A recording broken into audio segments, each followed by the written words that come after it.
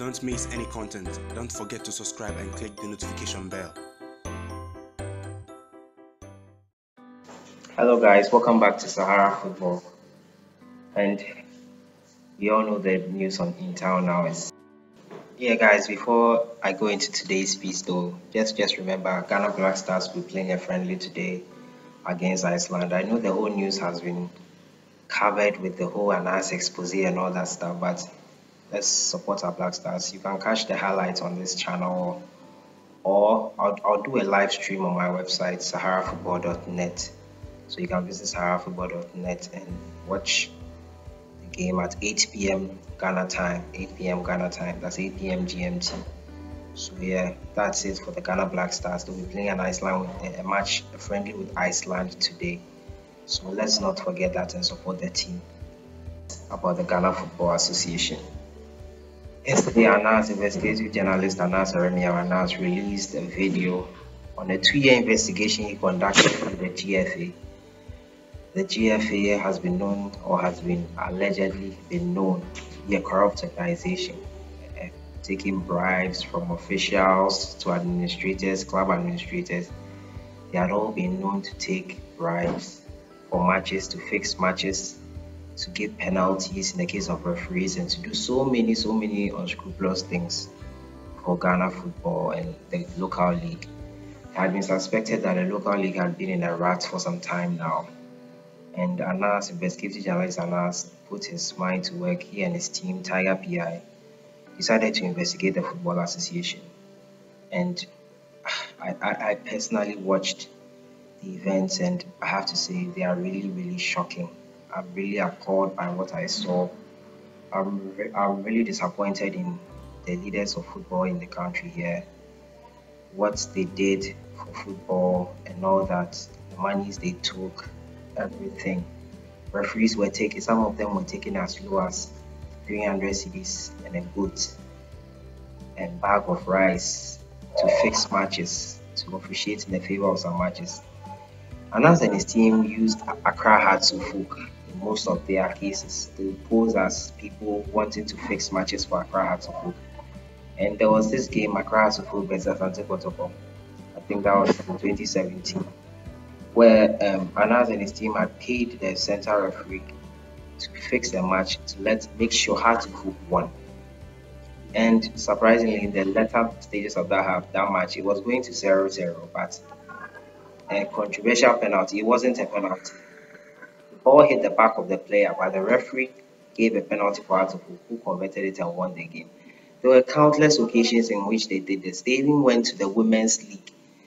The female referees in the Women's League, they had suspected that there were things like this going on there. They went there, they paid one of the female referees, and she took the money and she fixed the match for them. So many referees, Liberty Professional Games, they meet the referees in the hotels, pay them off, and all so many things.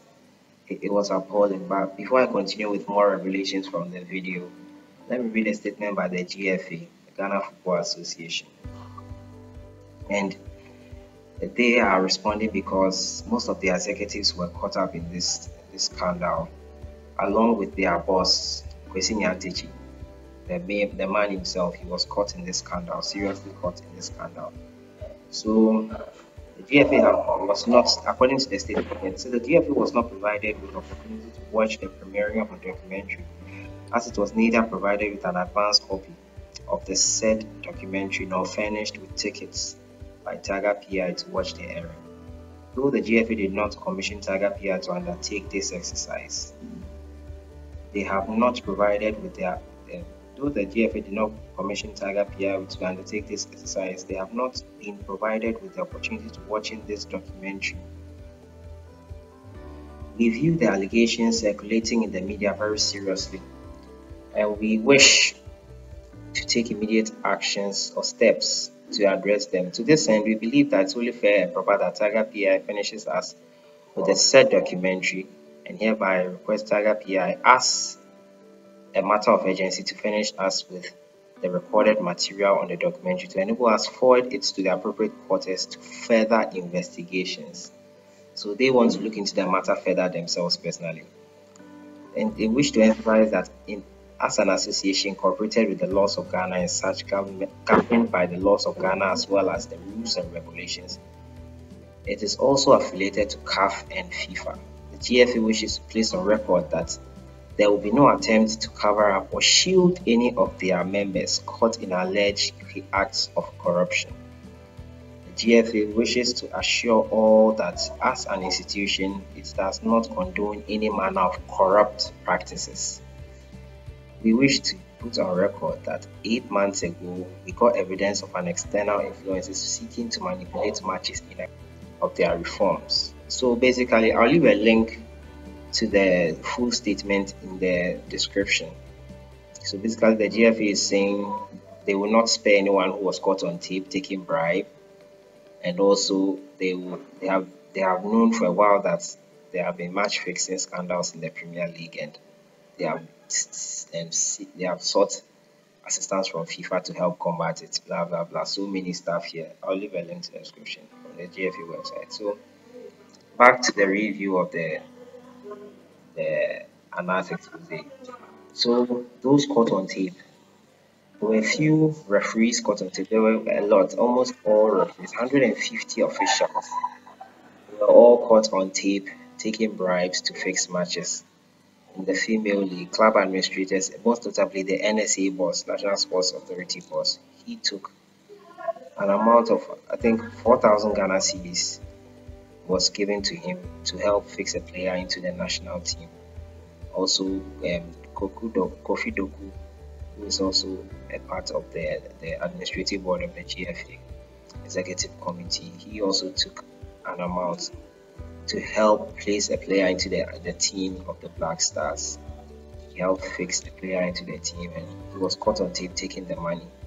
It's very appalling and very disgraceful on this part, but he took the money and he hid it in his pocket. But the most damaging of all was from the GFA boss, Kwesi Nyantakyi.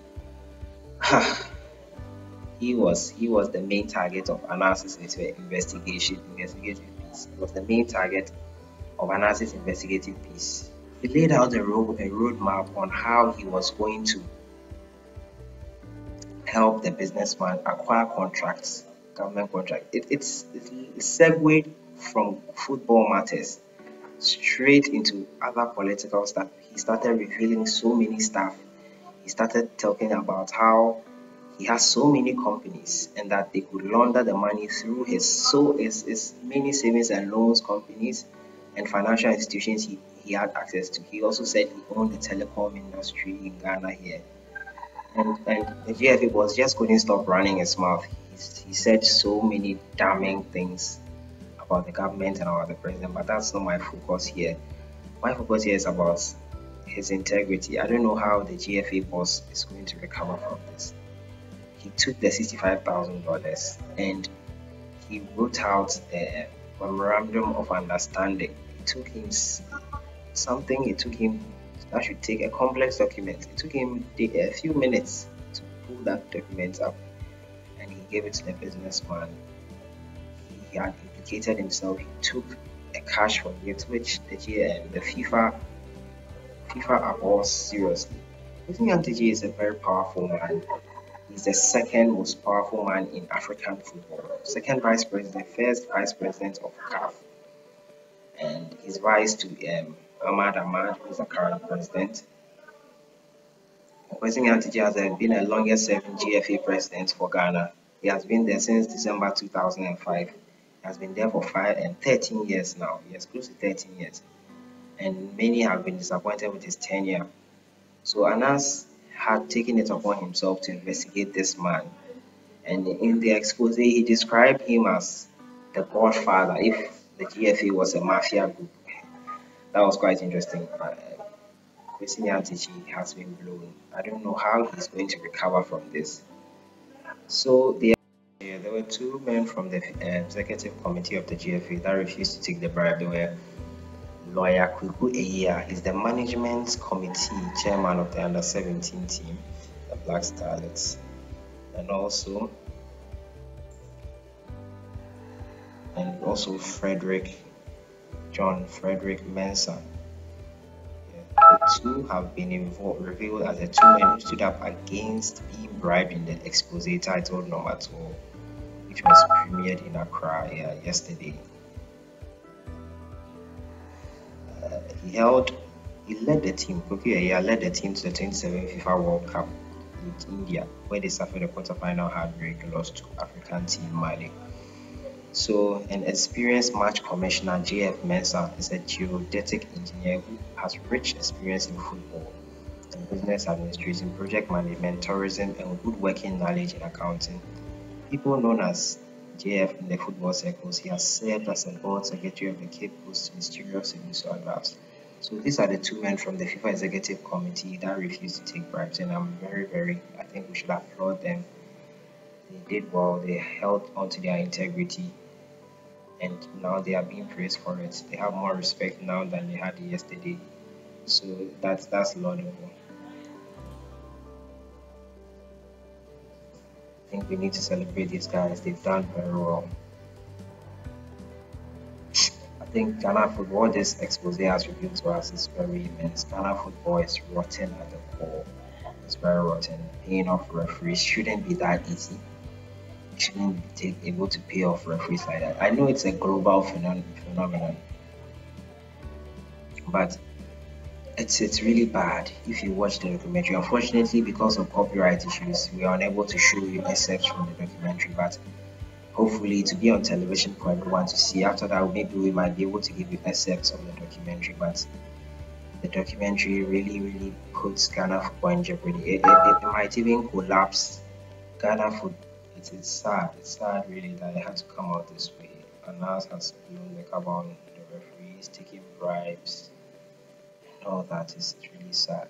To influence matches, MTN FA Cups.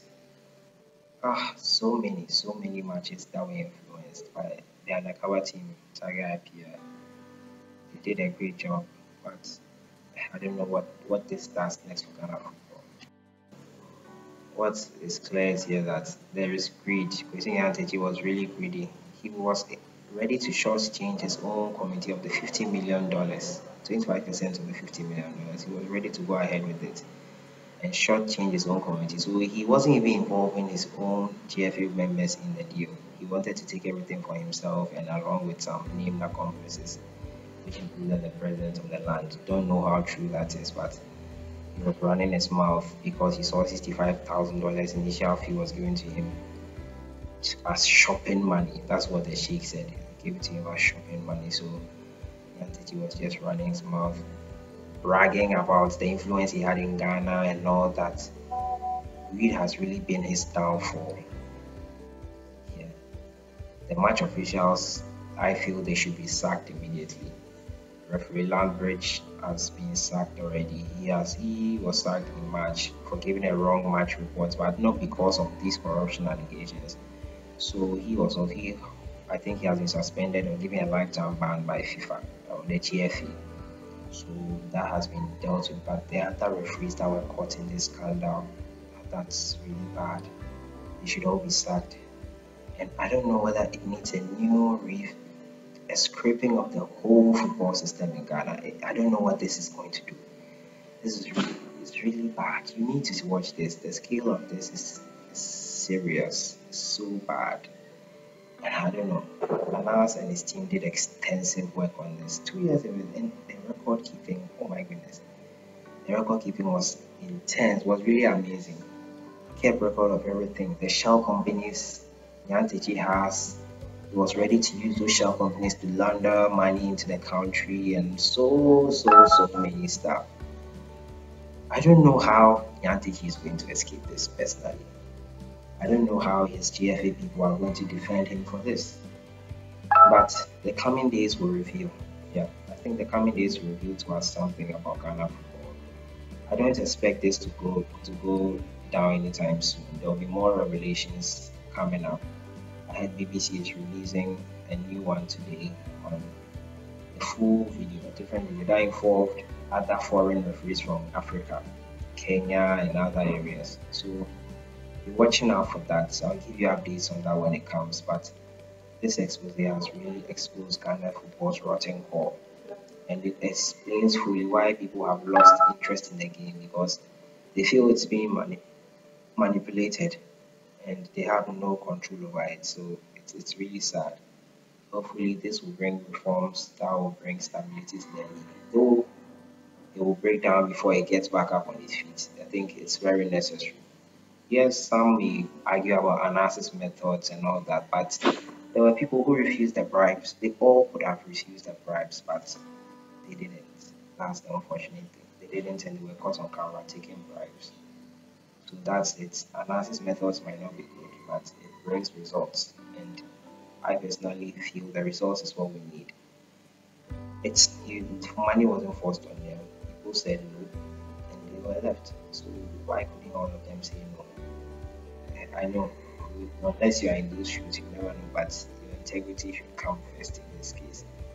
I'm really sad for Ghana football. As an avid football fan, it saddens me that my local football has been put in jeopardy like this. It's really sad. So yeah, that's it for today. I'll keep you updated on the events, but we'll give you snippets of the video as and when it is available. Thank you. I'll see you in the next one.